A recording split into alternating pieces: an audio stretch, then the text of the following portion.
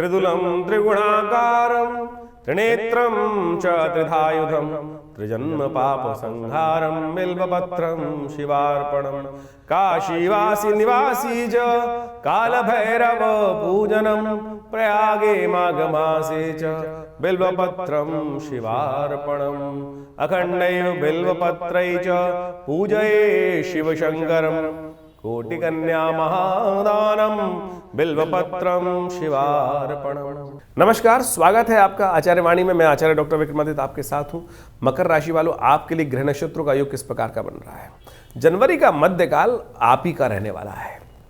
शनि के 7.5 का समाप्त अब जो सब समय है बिल्कुल अंतिम काल में पहुंच गया है और शनि कुछ दिन बाद अस्त भी हो जाएंगे। और अब सूर्य जिस प्रकार से एक नई शक्ति का संचार आपकी राशि के दृष्टिकोण से आप में करने वाले हैं मकर राशि वालों, ये आपके लिए एक बूस्टर आपको प्राप्त होता दिखाई दे रहा है।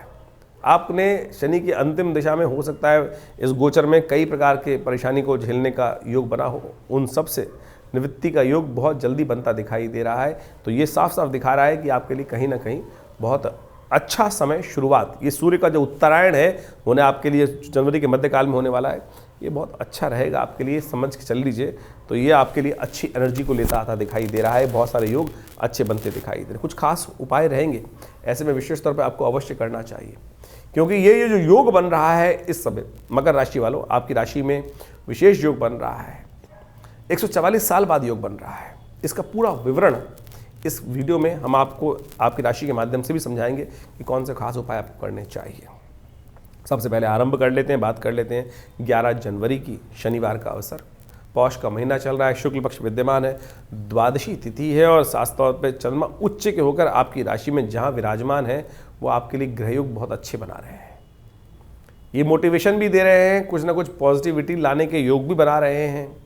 और शनि से जो त्रस्त हैं आपकी राशि में, शनि की 7.5 का अंतिम, उसको भी ठीक करने का दिन बहुत विशेष है, क्योंकि शनि प्रदोष का योग है और शनि महाराज अब परिवर्तन की तरफ जाएंगे। तो उस ताप से निकलने के लिए कोशिश ये करें, थोड़ा सा उपाय भी कर लीजिए, अच्छा रहेगा। आज शनि प्रदोष का योग बन रहा है इस दिन। शनि यानी त्रयोदशी और शनिवार का योग बन गया है। त्रयोदशी वैसे दिल्ली के पंचांग के अनुसार से बात करें तो क्षय हो रही है, तो बाकी क्षेत्रों में तो कहीं ना कहीं उदय हो जाएगी रहेगी, लेकिन दिल्ली के पंचांग के अनुसार से त्रयोदशी क्षय है इस दिन। तो ध्यान रखिएगा, इस दिन त्रयोदशी प्रदोष काल में तो व्याप्त हर जगह रहेगी। तो उस दिन एक काम करें, भगवान शंकर का अभिषेक शाम को थोड़ा सा जल में तिल डालकर अवश्य करें। इससे शनि के जाते हुए दोषों को दूर करने के लिए सबसे अच्छा उपाय है। और ऐसे भगवान शंकर की कृपा से आपके भाग्य जागने के योग बन सकते हैं। इसका लाभ आपको लेने का प्रयास करना चाहिए। अब हम बात कर लेते हैं आगे 12 तारीख की। 12 तारीख रविवार का अवसर और चतुर्दशी तिथि इस दिन विद्यमान है। और ग्रह नक्षत्रों के दृष्टिकोण से यदि हम बात करें तो आपकी राशि के दृष्टिकोण से इस वक्त जो योग चल रहा है वो परिवर्तन का योग चल रहा है। और ये परिवर्तन आपके लिए थोड़ा स्वास्थ्य के मामले में ध्यान रखने के योग बना रहा है। देखिएगा, थोड़ा मौसम परिवर्तन की तरफ जा रहा है, ऐसे में स्वास्थ्य के मामले में थोड़े से कष्ट होने के योग चलते हैं। तो विशेष तौर पर मकर राशि वालों 2-3 दिन के लिए स्वास्थ्य का थोड़ा ध्यान रखने की खास जरूरत रहेगी आपके लिए। जो भी कार्य करें उसमें थोड़ा स्वास्थ्य का ध्यान अवश्य करें। बहुत ज़्यादा तला हुआ खाना, बहुत ज़्यादा पार्टी वार्टी में थोड़ा जाते हुए बचते हुए कार्य करना आपके लिए बहुत ज़रूरी है। तो इस बात का सबसे पहले ध्यान रखना चाहिए। और इन दिनों आपकी राशि के दृष्टिकोण से यदि हम बात करें तो मंगल थोड़े कमजोर चल रहे हैं, वो उपद्रवी कारक चल रहे हैं, थोड़े से कहीं ना कहीं उपद्रव कर रहे हैं। सूर्य कहीं ना कहीं आपकी राशि के दृष्टिकोण से बड़ी महत्वाकांक्षा, बड़ी बड़ी छलांग लगाने को मन कर रहा है, लेकिन कहीं ना कहीं नुकसान भी, छलांग जो है नुकसान दे सकती है। तो ऐसे में अच्छा ये रहेगा कि आप अपने ग्रहों को शांत करने के लिए नवग्रह शांति अवश्य करें या करवाएं। हमने इसी ग्रह योग को देखते हुए आपकी राशि के दृष्टिकोण से अपने विवेकानंद योगाश्रम में एक यज्ञ रखा है इस दिन, नवग्रह शांति महायज्ञ। तो आप उसमें सम्मिलित भी हो सकते हैं। यदि दिल्ली में रहते हैं तो सुबह करीब 8 बजे से लेकर 11 बजे तक ये कार्यक्रम रहेगा, उसमें अवश्य सम्मिलित होंगे तो आपके लिए अच्छा योग बनेगा। ध्यान रखिएगा, इस दिन विशेष तौर पर मंगल भी परिवर्तन की तरफ जा रहे हैं। मंगल महाराज जो हैं वो बृहस्पति के नक्षत्र में प्रवेश कर जाएंगे, राहु जो है शनि के नक्षत्र में प्रवेश कर जाएंगे। तो ऐसे शुभ वेला में अवश्य ग्रहों का ध्यान रखते हुए कार्य करें। लेकिन ये जो आगे योग बन रहे हैं वो आपके लिए बहुत उत्साहवर्धक है। 13 तारीख की यदि हम बात करें, सोमवार का अवसर, पूर्णिमा, पौषी पूर्णिमा का योग बन रहा है। और साथ साथ उस दिन ग्रह नक्षत्रों के दृष्टिकोण से यदि समझें तो लोहड़ी का भी योग है। और ग्रह नक्षत्र के दृष्टिकोण से अभी आपने आपको बताया कि 2-3 दिन के लिए चंद्रमा थोड़े कमज़ोर हैं, तो चंद्रमा को थोड़ा ताकत देने की ज़रूरत है। चंद्रमा को ठीक कर लीजिए। बस बाकी सारे ग्रह योग आपके लिए कहीं ना कुछ नया संपर्क साधने के योग बना रहे हैं। नए विचार, नए कहीं ना कहीं कुछ नया होने के योग अवश्य इस राशि के दृष्टिकोण से बनता दिखाई दे रहा है। बस एक बात ध्यान रखनी है आपको, थोड़ा बहुत ज़्यादा कोई रिस्क लेके काम ना करें। अननेसेसरी का रिस्क जो है वो थोड़ी वरीज बढ़ा सकता है, तो इनको थोड़ा ध्यान रख लीजिए। 2-3 दिन की बात है और फिर वो परिवर्तन की वेला आ रही है। ऐसे समय में क्या होता है कि हम बड़े मकर राशि वाले बड़े त्रस्त समय से निकले हैं, कई बार थोड़ा कहीं ना कहीं मनोमन लगता है कहीं ना कहीं किसी ने कोई नज़र ना लग गई हो, बिल्कुल कई बार लग जाती है नज़र। तो इस दिन लोहड़ी का अवसर है और कहा जाता है कि पंजाब क्षेत्र में तो इसका बड़ा महत्व कहा गया है।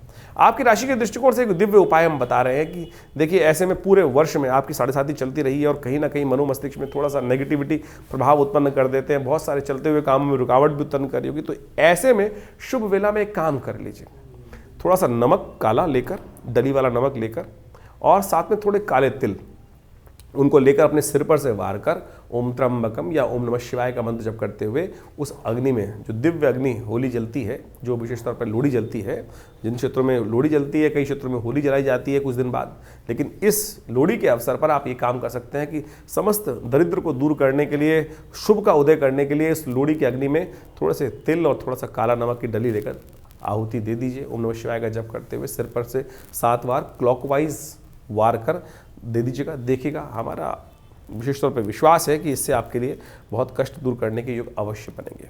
14 तारीख मंगलवार का अवसर, माघ का महीना आरंभ हो गया है और 144 साल बाद वो योग बनकर आया है महाकुंभ का। सूर्य परिवर्तन की तरफ जा रहे हैं, चंद्रमा परिवर्तन की तरफ चले गए हैं। चंद्रमा रात 4 बज के करीब 20 मिनट में परिवर्तन की तरफ जाएंगे, उच्च स्वग्रही हो जाएंगे आपकी राशि के दृष्टिकोण से, मंगल के साथ विराजमान हो जाएंगे और ये एक के लिए आपके लिए कायाकल्प का समय दिखाई देता है। आपकी राशि के दृष्टिकोण से कायाकल्प का समय दिखाई देता है। जो सूर्य है वो परिवर्तन का महत्वपूर्ण योग बना रहे हैं आपकी राशि के दृष्टिकोण से। 8:56 पर सूर्य की संक्रांति, मकर संक्रांति, जो आपकी राशि में स्वयं सूर्य विराजमान होकर योग बनाएंगे, ये बहुत अच्छा योग आपके लिए बन रहा है। ये आपके लिए एक तरह से रीजेनोवेशन का, शनि के परिवर्तन से पहले ही 7.5 समाप्त करने के लिए, सूर्य उत्तरायण होने के लिए पहले उस सीढ़ी पर चढ़ने के सुंदर योग आपके लिए बनते दिखाई दे रहे हैं। तो ऐसे में इस सूर्य संक्रांति पर अवश्य लाभ लेने का प्रयास कीजिए। तांबे के लोटे में थोड़ा तिल लेकर और गंगा जल लेकर और थोड़ा सा एक पीला पुष्प डालकर भगवान सूर्य का ध्यान करते हुए उनको अवश्य उदित होते सूर्य को जल दीजिए। हो सके तो गंगा स्नान अवश्य करें, तीर्थ का स्नान अवश्य करें। कहा जाता है कि इस दिन एक सिर में बाल होता है वो अवश्य भीगना चाहिए और इस दिन स्नान करने पर ही वो लाभ प्राप्त होता है। इसकी कथा शास्त्र में बड़ी अद्भुत है, अवश्य करने का प्रयास कीजिए। इस कथा का श्रवण जो हम बताने जा रहे हैं अवश्य कीजिए, कल्याण होगा। मकर संक्रांति भारतीय संस्कृति के दृष्टिकोण से एक ऐसी संक्रांति है जो सबसे विशेष संक्रांति रहती है और इस बार संक्रांति का योग भी बड़ा विचित्र बन रहा है। देखिए इस बार क्या हुआ है कि मकर की संक्रांति और आने वाले कर्क की संक्रांति दोनों की दोनों मंगलवार के दिन पड़ रही हैं और ये दोनों के दोनों जो मंगलवार को पड़ जाएं तो कहा जाता है कि पृथ्वी पर कहीं ना कहीं राज्य भंग होने के योग बन जाते हैं। जी हाँ, राज्य भंग होने के योग बन जाते हैं। तो ये राजनीतिक दृष्टिकोण से तो ये ग्रह योग अच्छा नहीं दिखाई देता, लेकिन आपकी राशि के दृष्टिकोण से यदि हम बात करें तो वो तो आपको हम समझा ही रहे हैं। लेकिन सबसे पहले मकर संक्रांति का पुण्य जो है वो शास्त्र में अद्भुत रूप से वर्णित है। पृथ्वी जो है जिस प्रकार से वो अपनी धुरी पर घूमती है, वो मकर राशि में, मकर जब सूर्य में प्रवेश करते हैं इस दिन तो कहा जाता है कि उससे सूर्य उत्तरायण हो जाते हैं। आध्यात्मिक तौर पे इसका बड़ा महत्व है। गंगा का जब पदार्पण किस लिए हुआ था वो रहस्य जो है वो हमको समझ में आना चाहिए। शास्त्र के दृष्टिकोण से इस दिन स्नान का महत्व बड़ा अद्भुत कहा गया है। कई प्रांतों के अंदर तो एक बहुत पुरानी कहावत चलती है, वो भी आपको याद कर लेनी चाहिए। मकर संक्रांति के दिन स्नान करने का बहुत पुण्य माना गया है और पूर्वज एक विशेष तौर पर बताते थे कि इस दिन सिर में एक विशेष बाल होता है और यदि इस दिन स्नान किया जाए वो इसी दिन भीगता है और उसके पुण्य प्राप्त करनी, इतना महत्व शास्त्र में बताया गया। पुराने ज़माने में तो यहाँ तक हमने सुना है कि कहा जाता था कि सिर में एक सोने का बाल होता है और वो इसी दिन स्नान करके पुण्य को प्राप्त करता है। यानी कारण तो यही रहा कि स्नान अवश्य करना चाहिए। सर्दी का मौसम चल रहा होता था, पुराने ज़माने की बात है, लोग जो स्थिति चलती थी बहुत सारे लोग स्नान करने से भागते थे कई लोग। लेकिन माएँ जो थी पुराने ज़माने में किस प्रकार से लोगों को प्रोवोक करती थी। सोचिए कि भैया सोने का बाल होता है, इस दिन तो कम से कम नहीं नहा रहे हो तो कम से कम इस दिन तो अवश्य नहा लो, पुण्य जगाने का प्रयास किया। संक्रांति का इतना महत्व भारतीय संस्कृति में बताया गया है। एक और शास्त्र में कथा जो चलती है, महाराज भगीरथ जिस प्रकार से अथक प्रयास से भगवती गंगा को प्रसन्न करके, भगवान विष्णु को प्रसन्न करके उस गंगा को प्राप्त किए थे और भगवान जब शिव ने अपने शिरोधार्य किया, कहा जाता है कि अनेक वर्षों की उपासना करने के बाद भगीरथ से भगवान प्रसन्न हुए और भगवान ने उस गंगा को अपने सिर पर धारण किया। इसीलिए भारतीय संस्कृति में भगवान शंकर का जो मंत्र है वो सबसे श्रेष्ठ कहा जाता है। हम कोई भी शपथ लेते हैं तो जल ग्रहण हाथ में, संकल्प लेते हैं तो भगवान वो लेते हैं ना, जल हाथ में लेते हैं। तो जो गंगा जल हाथ में लेने की परंपरा है, भगवान शिव के मंत्र तो इसलिए जागृत हैं कि शिव ने तो उन समस्त मंत्रों के अधिष्ठात्री जो संकल्प का भाव है वो अपने सिर पे धारण कर रखा है भगवान शिव ने। इसलिए संकल्प को सत्य करने के लिए शिव का ध्यान अवश्य करना चाहिए। इसलिए बहुत पुराना मत सत्यम शिवम सुंदरम जो कहा गया ना, सत्य शिव जो एक ही है, सुंदर है, वो गंगा के कारण ही है और गंगा का सुंदर प्रभाव ही ऐसा है। तो कहा जाता है भगीरथ ने जो उपासना करी थी, अनेक पीढ़ियों से लगकर भगीरथ जी ने जो प्रयास भगीरथ के जो भाग्य जागे कि वो कारण क्या था कि सगर के पुत्र, जो सगर के 60,000 पुत्र थे, वो कपिल मुनि के श्राप से जो भस्म हो गए थे, उनकी मुक्ति का रास्ता नहीं मिल रहा था, गंगा को पदार्पण उसलिए कराया गया था। कहा जाता है इसी शुभ मुहूर्त में उत्तरायण जब हुए भगवान सूर्य, और इसी मकर संक्रांति के दिन भगीरथ जब गंगा लेकर चले थे भगवान शिव के यहाँ से, तो इसी दिन वो पाताल लोक में पहुँचते हैं। जो गंगा सागर, जो आपको कथा याद होगी, सारे तीर्थ बार बार गंगा सागर एक बार, ये वो गंगा सागर के स्नान का इस तीर्थ के दिन, इस दिन के दिन अत्यधिक महत्व कहा जाता है। बड़ा मेला लगता है गंगा सागर पर, और कहा जाता है इस दिन ही भगीरथ वहाँ जो गंगा को लेकर पहुँचे थे, उससे पितरों की तृप्ति का, उनके 60,000 सगर के जो पुत्र थे उनका जो वहाँ भस्म पड़ी हुई थी और उनकी मुक्ति का कोई मार्ग नहीं मिल रहा था, तब उनको भी वो मुक्ति का मार्ग वहां से मिला। तो कहा जाता है कि इस शुभ तिथि में अपने पूर्वजों के निमित्त अवश्य कुछ तर्पण, दान, पुण्य इत्यादि अवश्य करना चाहिए। और इस बात का ध्यान रखो कि इस दिन गंगा जल से अवश्य करो, गंगा का स्नान। यदि तीर्थ में जा सको, कुंभ का अवसर है, सुंदर रूप से समर्पण भाव से भगवान के श्री विग्रह का ध्यान करते हुए इस मकर संक्रांति के पुण्य वेला पर, जैसा हमने आपको बताया कि 144 वर्ष बाद सुंदर इस बार तीर्थराज प्रयाग के अंदर ये योग बनाया और माघ का महीना आरंभ हो गया। हमने आरंभ में एक मंत्र बोला था, काशी वासी निवासी च काल भैरव पूजनम प्रयागे माघ मासे च बिल्वपत्रम शिवार्पणम, जो त्रिदम त्रिगुणाकारम त्रिनेत्रम च त्रिधायुधम। कहा जाता है कि अनेक जन्मों के ऐसे शुभ योग में यदि एक बार बिल्वपत्र आप माघ के महीने में उस तीर्थराज प्रयाग के अंदर उस भगवान शंकर पर यदि आप एक बार भगवान शंकर पर, उन शिवलिंग पर यदि अर्पित कर दें, तो कहा जाता है कि अनेक जन्मों के पाप जो हैं वो संगार हो जाते हैं। तो इस शुभ योग महत्वपूर्ण योग का आपको लाभ लेने का प्रयास करना चाहिए। अवश्य अपने पितरों के निमित्त तर्पण, ब्राह्मण भोजन अवश्य कराएं, गायत्री का जप अवश्य करें। ये शास्त्र में विधान है। हम अपने जीवन की जो भी उठापटक रहती है, रंगरलियाँ रहती हैं जीवन में, अपने पूर्वजों को भूलते चले जा रहे हैं और वो अपेक्षा करते हैं कि हमारे जो लोग हैं वो हमारे लिए कुछ ध्यान करते हैं कि नहीं करते हैं। तो भाई सब लोगों से अनुरोध है मेरा, अवश्य इस शुभ योग पर अपने पितरों की तृप्ति के लिए कुछ गायत्री जप अवश्य करें। ब्राह्मणों को भोजन, गऊ को भोजन, श्वान को भोजन, कौवे के निमित्त कुछ ग्रास, चींटियों के निमित्त कुछ ग्रास, भिक्षुकों के लिए कुछ ग्रास इत्यादि, गऊ के निमित्त ग्रास इत्यादि अवश्य निकालने का प्रयास करें। और हो सके तो गंगा जल का स्नान अपने घर में भी कर सकते हैं, नहीं तो तीर्थराज में जाकर विशेष तौर पर कुंभ के शुभ अवसर पर लाखों करोड़ों लोग वहां पहुंचकर इस शुभ वेला पर अपने पितरों के निमित्त तर्पण इत्यादि कर रहे हैं, तो आप भी अवश्य करें।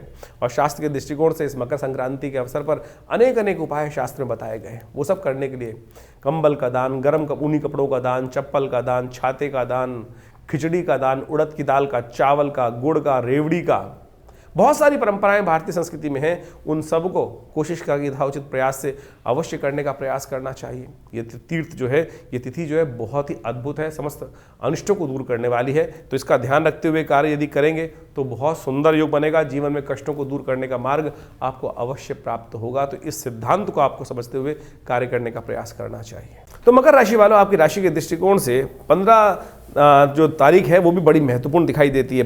बुधवार का अवसर है, द्वितीय तिथि है, और ग्रह नक्षत्रों के दृष्टिकोण से चीज़ें बिल्कुल आपके अनुकूल होती चली जाएंगी। अब धीरे धीरे अब आपको नया एक शक्ति प्राप्त करने का अवसर बन रहा है, तो उसको आप यूटिलाइज करते हुए कार्य करें। बस थोड़ा सा एग्रेशन को शांत करने का अवश्य प्रयास कीजिएगा।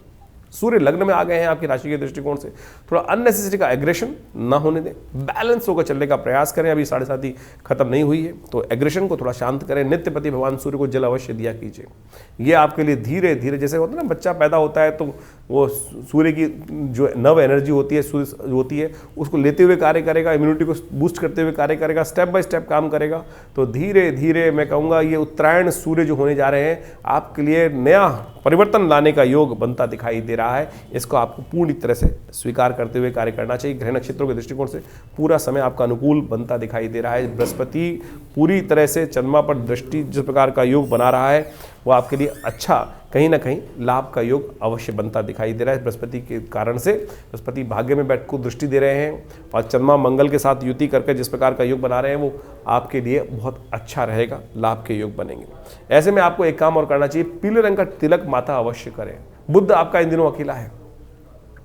कई बार क्या होता है, हम एग्रेशन में होते हैं तो बहुत सारे लोग कहीं ना कहीं हमारे भाग को कहीं ना नुकसान, तो ऐसा योग बन रहा है सूर्य के परिवर्तन के बाद कि कहीं ना कहीं थोड़ा सा आपको, कहीं ना कहीं बहुत सारे लोग हैं अभी भी आपको कहीं ना कहीं आपसे ईर्ष्या रख रहे हैं और वो आपको थोड़ा सा साइड में करने का प्रयास कर रहे हैं। तो उसको साइड को ठीक करने के लिए ये अच्छा रहेगा कि माथे पर हल्का पीले रंग का टीका अवश्य लगाएं, तो ये आपके लिए अच्छा है। 17 तारीख शुक्रवार का अवसर, चतुर्थी तिथि है इस दिन और ग्रह नक्षत्रों के दृष्टिकोण से यदि हम बात करें तो संकष्टी चतुर्थी का योग बन रहा है। तिलकुट है उस होती है इस दिन। ग्रह नक्षत्रों के दृष्टिकोण से जो सूर्य हैं वो परिवर्तन कर चंद्रमा परिवर्तन करके आपके छठे भाव में चले गए हैं, आपके अष्टम भाव में चले गए हैं और ये अष्टम भाव में गए हुए चंद्रमा थोड़ा से कहीं ना कहीं मनोविस्तार में थोड़ा बंधन देने के योग बनाते हैं। तो ऐसे में थोड़ा सा जो मनोमस्तिष्क पे दबाव आ रहा है उसको थोड़ा सा ठीक करने के लिए विघ्नहर्ता गणेश जी का ध्यान करना चाहिए, थोड़ा तिल का दान करना चाहिए और इन दिनों माता पिता का आशीर्वाद अवश्य लें। कहा जाता है कि माताएं इन दिनों जो संकष्टी चतुर्थी है कष्टों को हरने के लिए व्रत रखती हैं संतान के लिए और भगवान गणेश का पूजन करती हैं। तारों की दृष्टि में तारों के समक्ष अर्घ देने के उपरांत उस अर्घ का एक तिलक अवश्य लगा लेना चाहिए, माता पिता का आशीर्वाद लेना चाहिए, तिल का दान करना चाहिए, तिल का भक्षण करना चाहिए। एक तो उससे इम्यूनिटी स्ट्रांग होती है और साथ साथ सर्दी से होने वाली बहुत सारी विपदाओं को भी ठीक करने का योग बनता है। तो इस तिथि का अवश्य लाभ लें। 18 तारीख शनिवार का अवसर, पंचमी तिथि है और ग्रह नक्षत्रों के दृष्टिकोण से यदि समझें तो बहुत जल्दी परिवर्तन का योग बनता दिखाई दे रहा है। थोड़ा सा आपको प्रेशर में बैठे हुए काम करना पड़ सकता है, ये साफ साफ योग बन रहा है कि अननेसेसरी कई प्रेशरों को रहते हुए, बहुत सारी बातों को झेलते हुए और बहुत सारे रिजर्व रहते हुए कार्य करने का प्रेशर रहेगा, लेकिन बहुत जल्दी परिवर्तन का योग आपके लिए आने को तैयार है। रात को करीब 9:30 पर चंद्रमा परिवर्तन करके आपके भाग्य वाले भाव में केतु के साथ विराजमान हो जाएंगे। वो कहीं ना कहीं आपको रिलीफ देने के लिए रास्ता बनाते दिखाई देंगे। शनिवार का अवसर है तो कोशिश ये करें, शनि के निमित्त थोड़ा काले तिल का दान कर देना चाहिए, काले ऊनी कपड़ों का दान करना आपके लिए अच्छा रहेगा। 19 तारीख रविवार का अवसर, पंचमी तिथि इस दिन विद्यमान है और ग्रह नक्षत्रों के दृष्टिकोण से ये समय आपके लिए अनुकूल दिखाई देता है। धर्म में आपकी श्रद्धा जितनी रहेगी वो आपके लिए अच्छा योग बनाएगी। बृहस्पति से दृष्ट होकर चंद्रमा विराजमान गजकेसरी योग आपके लिए बनकर आ गया है और ये आने वाले 2-3 दिन आपके ग्राफ को उन्नति की तरफ ले जाने के योग अच्छे बनाता दिखाई दे रहा है। बढ़िया रहेगा, चिंता ना करें, आपके लिए पॉजिटिव रहेगा। बुध बहुत जल्दी अस्त होने जा रहे हैं। बुध का नेगेटिव इफेक्ट, जो लोग आपको साइडलाइन करने का प्रयास कर रहे थे वो भी अब सबसाइड होते दिखाई दे रहे हैं कि बुध के अस्त होने की वजह से वो भी आपके लिए अच्छा योग बनता दिखाई देगा। 20 तारीख की दिन बात करें, सोमवार का अवसर, षष्ठी तिथि उदया तिथि के रूप में विद्यमान रहेगी। ग्रह नक्षत्रों के दृष्टिकोण से जिस बुध की हम बात कर रहे थे वो 5:20 पर अस्त हो ही गया है और ये आपके लिए पॉजिटिव साइन है और ऐसे में इन सब चीज़ों को यूटिलाइज करते हुए आप कार्य करें। ग्रह नक्षत्र क्योंकि बहुत जल्दी मंगल भी परिवर्तन की तरफ जाने वाला है और मंगल ताकत में आने वाला है। मंगल जो जिस प्रकार का योग बना हुआ था वो मंगल वहाँ से हटकर, कर्क से हटकर आपके एक भाव, छठे भाव में चला जाएगा वक्र स्थिति में।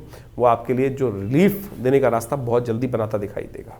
मकर संक्रांति भारतीय संस्कृति के दृष्टिकोण से एक ऐसी संक्रांति है जो सबसे विशेष संक्रांति रहती है और इस बार संक्रांति का योग भी बड़ा विचित्र बन रहा है। देखिए इस बार क्या हुआ है कि मकर की संक्रांति और आने वाले कर्क की संक्रांति दोनों के दोनों मंगलवार के दिन पड़ रही हैं और ये दोनों के दोनों जो मंगलवार को पड़ जाएं तो कहा जाता है कि पृथ्वी पर कहीं ना कहीं राज्य भंग होने के योग बन जाते हैं। जी हाँ, राज्य भंग होने के योग बन जाते हैं। तो ये राजनीतिक दृष्टिकोण से तो ये ग्रह योग अच्छा नहीं दिखाई देता, लेकिन आपकी राशि के दृष्टिकोण से यदि हम बात करें तो वो तो आपको हम समझा ही रहे हैं। लेकिन सबसे पहले मकर संक्रांति का पुण्य जो है वो शास्त्र में अद्भुत रूप से वर्णित है। पृथ्वी जो है जिस प्रकार से वो अपनी धुरी पर घूमती है, वो मकर राशि में, मकर जब सूर्य में प्रवेश करते हैं इस दिन, तो कहा जाता है कि उससे सूर्य उत्तरायण हो जाते हैं। आध्यात्मिक तौर पे इसका बड़ा महत्व है। गंगा का जब पदार्पण किस लिए हुआ था, वो रहस्य जो है वो हमको समझ में आना चाहिए। शास्त्र के दृष्टिकोण से इस दिन स्नान का महत्व बड़ा अद्भुत कहा गया है। कई प्रांतों के अंदर तो एक बहुत पुरानी कहावत चलती है, वो भी आपको याद कर लेनी चाहिए।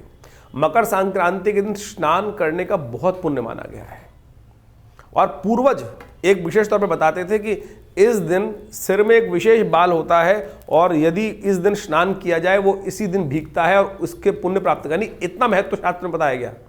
पुराने ज़माने में तो यहाँ तक हमने सुना है कि कहा जाता था कि सिर में एक सोने का बाल होता है और वो इसी दिन स्नान करके पुण्य को प्राप्त करता है। यानी कारण तो यही रहा कि स्नान अवश्य करना चाहिए। सर्दी का मौसम चल रहा होता था, पुराने ज़माने की बात है, लोग जो स्थिति चलती थी, बहुत सारे लोग स्नान करने से भागते थे कई लोग। लेकिन माएँ जो थी पुराने ज़माने में किस प्रकार से लोगों को प्रोवोक करती थी। सोचिए कि भैया सोने का बाल होता है, इस दिन तो कम से कम नहीं नहा रहे हो तो कम से कम इस दिन तो अवश्य नहा लो, पुण्य जगाने का प्रयास किया। संक्रांति का इतना महत्व भारतीय संस्कृति में बताया गया है। एक और शास्त्र में कथा जो चलती है, महाराज भगीरथ जिस प्रकार से अथक प्रयास से भगवती गंगा को प्रसन्न करके, भगवान विष्णु को प्रसन्न करके उस गंगा को प्राप्त किए थे, और भगवान जब शिव ने अपने शिरोधार्य किया, कहा जाता है कि अनेक वर्षों की उपासना करने के बाद भगीरथ से भगवान प्रसन्न हुए और भगवान ने उस गंगा को अपने सिर पर धारण किया। इसीलिए भारतीय संस्कृति में भगवान शंकर का जो मंत्र है वो सबसे श्रेष्ठ कहा जाता है। हम कोई भी शपथ लेते हैं तो जल ग्रहण हाथ में, संकल्प लेते हैं तो भगवान वो लेते हैं ना, जल हाथ में लेते हैं। तो जो गंगा जल हाथ में लेने की परंपरा है, भगवान शिव के मंत्र तो इसलिए जागृत हैं कि शिव ने तो उन समस्त मंत्रों के अधिष्ठात्री जो संकल्प का भाव है वो अपने सिर पे धारण कर रखा है भगवान शिव ने। इसलिए संकल्प को सत्य करने के लिए शिव का ध्यान अवश्य करना चाहिए। इसलिए बहुत पुराना मत, सत्यम शिवम सुंदरम जो कहा गया ना, सत्य शिव जो एक ही है, सुंदर है, वो गंगा के कारण ही है, और गंगा का सुंदर प्रभाव ही ऐसा है। तो कहा जाता है कि भगीरथ ने जो उपासना करी थी, अनेक पीढ़ियों से लगकर भगीरथ जी ने जो प्रयास, भगीरथ के जो भाग्य जागे, कि वो कारण क्या था कि सगर के पुत्र, जो सगर के 60,000 पुत्र थे, वो कपिल मुनि के श्राप से जो भस्म हो गए थे, उनकी मुक्ति का रास्ता नहीं मिल रहा था, गंगा को पदार्पण उसलिए कराया गया था। कहा जाता है इसी शुभ मुहूर्त में, उत्तरायण जब हुए भगवान सूर्य, और इसी मकर संक्रांति के दिन भगीरथ जब गंगा लेकर चले थे भगवान शिव के यहाँ से, तो इसी दिन वो पाताल लोक में पहुँचते हैं।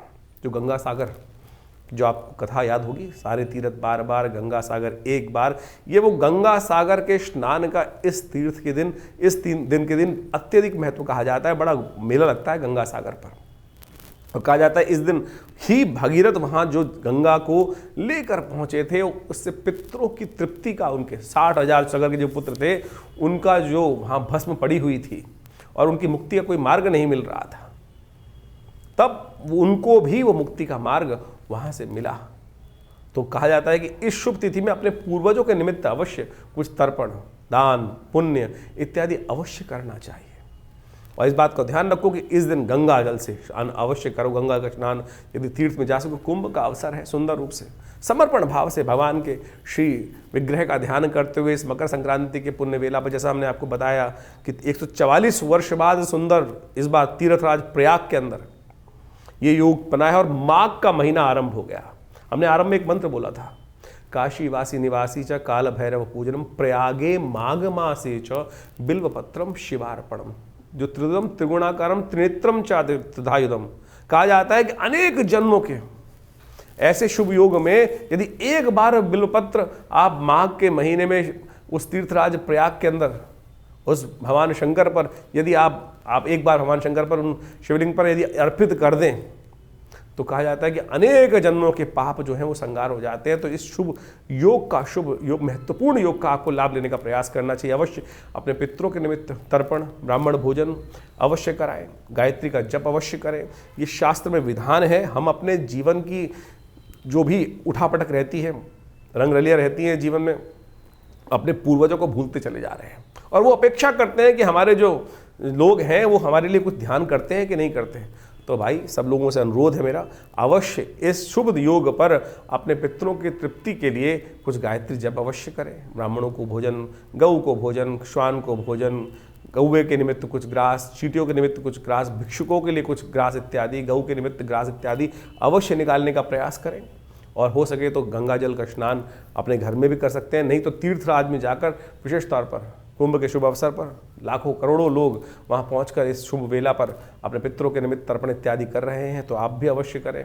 और शास्त्र के दृष्टिकोण से इस मकर संक्रांति के अवसर पर अनेक अनेक उपाय शास्त्र में बताए गए हैं। वो सब करने के लिए कंबल का दान, गर्म ऊनी कपड़ों का दान, चप्पल का दान, छाते का दान, खिचड़ी का दान, उड़द की दाल का, चावल का, गुड़ का, रेवड़ी का, बहुत सारी परंपराएं भारतीय संस्कृति में हैं। उन सबको कोशिश का यथाउचित प्रयास से अवश्य करने का प्रयास करना चाहिए। ये तीर्थ जो है, ये तिथि जो है बहुत ही अद्भुत है, समस्त अनिष्टों को दूर करने वाली है। तो इसका ध्यान रखते हुए कार्य यदि करेंगे तो बहुत सुंदर योग बनेगा। जीवन में कष्टों को दूर करने का मार्ग आपको अवश्य प्राप्त होगा। तो इस सिद्धांत को आपको समझते हुए कार्य करने का प्रयास करना चाहिए।